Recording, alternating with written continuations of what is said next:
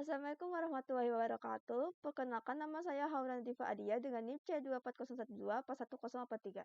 Di sini saya mau menjelaskan tentang praktikum yang dilaksanakan pada hari ini, yaitu tentang reproduksi. Reproduksi itu ialah suatu kebutuhan dari suatu makhluk hidup untuk menciptakan individu baru. Reproduksi bertujuan agar suatu makhluk hidup tidak mengalami kepunahan dan agar tetap lestari.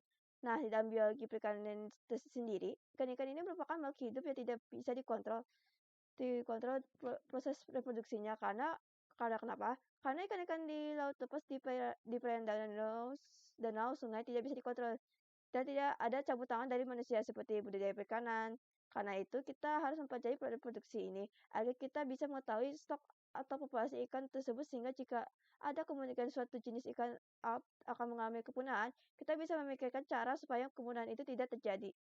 Nah, ada aspek-aspek yang kita harus pelajari yaitu ada nisbah kelamin atau proporsi kelamin atau yang disebut juga seks ratio. Merupakan perbandingan kelamin jantan atau betina yang yaitu jadi kelamin jantan dibagi betina pada nisbah. Kelamin ini populasi betina harus lebih banyak gitu daripada yang zaman jantan ya jadi yang jantan karena satu jantan itu bisa membuahi banyak betina.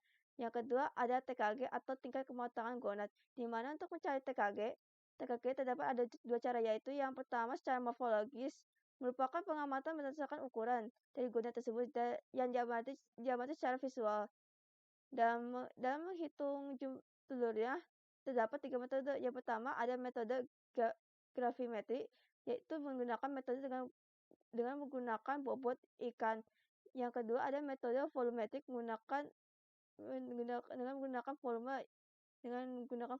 Yang ketiga ada metode gabungan.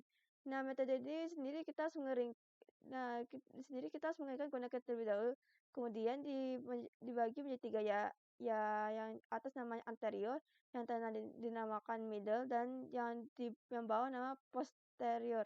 Lalu kita masukkan bagian masing-masing zona tersebut ke dalam cawan Patrick. Lalu kita ambil bagian atasnya yaitu 0,1 gram dan yang di bawah juga sama 0,1 gram juga. Habis itu yang bawahnya juga sama 0,1 gram. Habis itu kita nanti kasih Aquades 20 tetes. Nah, setelah itu kita bisa mengurai telurnya dan kita hitung masing-masing telurnya satu-satu. Hitungnya gunakan counter.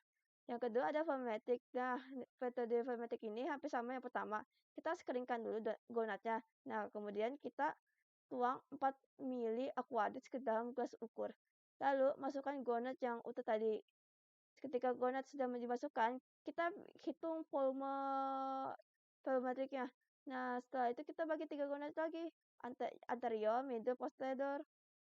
Itu lagi, habis itu dan aja dimasukin air Aquades sebanyak 0,5 ml di 3 itu setiap gonadnya. Kemudian kita burai telur ikannya, terus kita hitung jumlah yang ketiga itu satu-satu dengan menggunakan counter. Terus yang ada metode gabungan. Sama seperti yang sebelum-sebelumnya, kita keringkan terlebih dahulu gonadnya, kemudian kita ukur bobot total tersebut menjadi 3 bagian.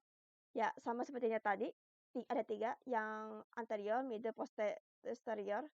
Habis itu kita letakkan di cawan Patrick. Kemudian tambahkan 10 ml Aquades. Tapi sebenarnya Aquadesnya boleh berapa aja. Setelah itu nanti kita burai lagi gonadnya sampai tidak ada yang ngegumpal gitu. Setelah itu kita ngeburai lagi telurnya, terus kita hitung satu-satu menggunakan pipet. Nah, nanti habis ngeburai itu telur ikannya, nanti kita hitung jumlah telurnya menggunakan counter. Nanti setelah itu kita bakal masukin ke dalam data. Sekian. Sekian dari saya, apabila ada salah kata, mohon dimaafkan. Kurang lebihnya, terima kasih.